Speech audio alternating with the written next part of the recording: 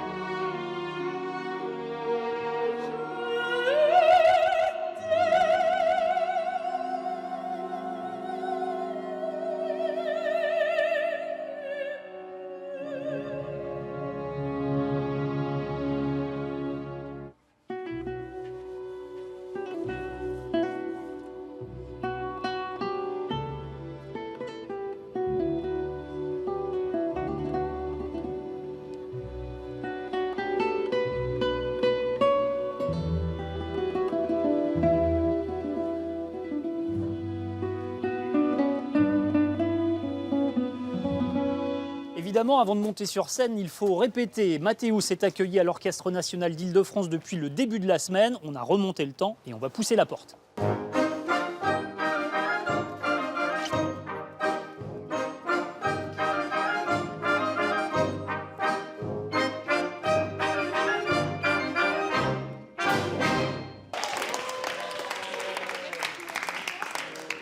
Allez, on profite de la pause, ça tombe bien. Eh ben Jean-Christophe Pinosy, il vous reste pas un petit brin d'énergie pour nous? Je sais que c'est dur. Après une semaine de répétition. C'est un concert là qui va durer 7 heures, mais où les gens vont pouvoir aller, venir, etc. Et dans lequel on joue tout ce qu'on aime.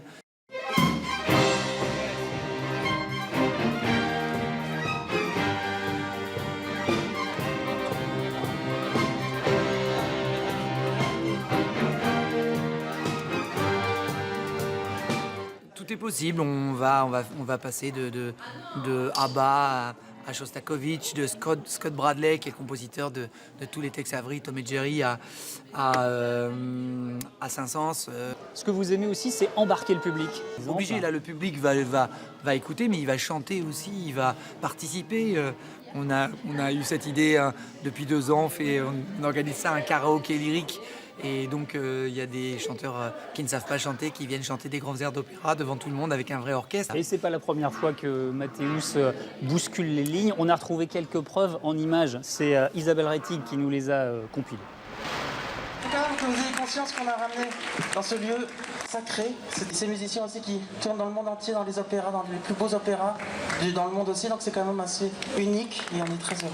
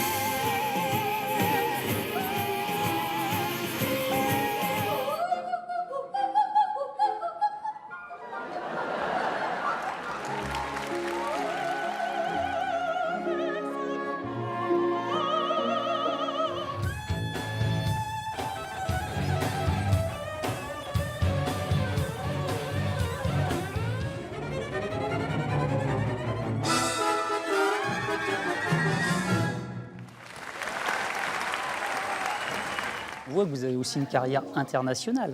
Donc vous faites de la vraie musique, vous êtes un ensemble sérieux malgré tout. En fait, on fait de la musique tout court. On va dire que malheureusement, la musique, les musiques classiques ou savantes, c'est si beau que les musiciens la vénèrent tellement que souvent ils ont peur de la féconder avec leur subjectivité. Je suis plus inspiré quand je vois Ray Charles, James Brown ou Aretha Franklin que certains grands musiciens classiques que j'admire beaucoup, mais qui vont peut-être moins me secouer. Et ce dont je rêve, c'est de trouver ces énergies-là. Et vos musiciens, qu'est-ce qu'ils en pensent? Est-ce qu'ils s'amusent? Eh bien, on est allé leur poser la question. Allez, c'est parti, retour en répé. Il est un peu fou, Spinozzi, quand même, de vous embarquer. Jean-Christophe, il est un petit peu allumé, oui, ça c'est vrai, mais c'est vrai qu'il peut être par tous azimuts, mais c'est vraiment pour mieux servir, pour aller au plus profond des choses, pour que les sentiments soient toujours profonds dans n'importe quelle musique. Et c'est rare, un ensemble qui propose une telle diversité pour une chanteuse? C'est extrêmement rare. Moi d'habitude je ne chante que de l'opéra et là j'ai vraiment l'opportunité de pouvoir chanter différents styles.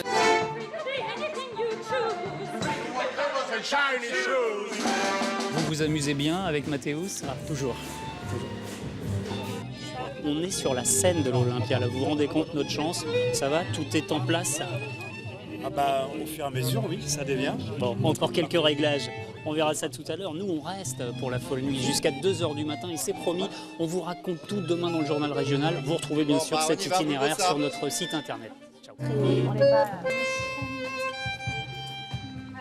Bésame mucho, como se fue esta noche la última.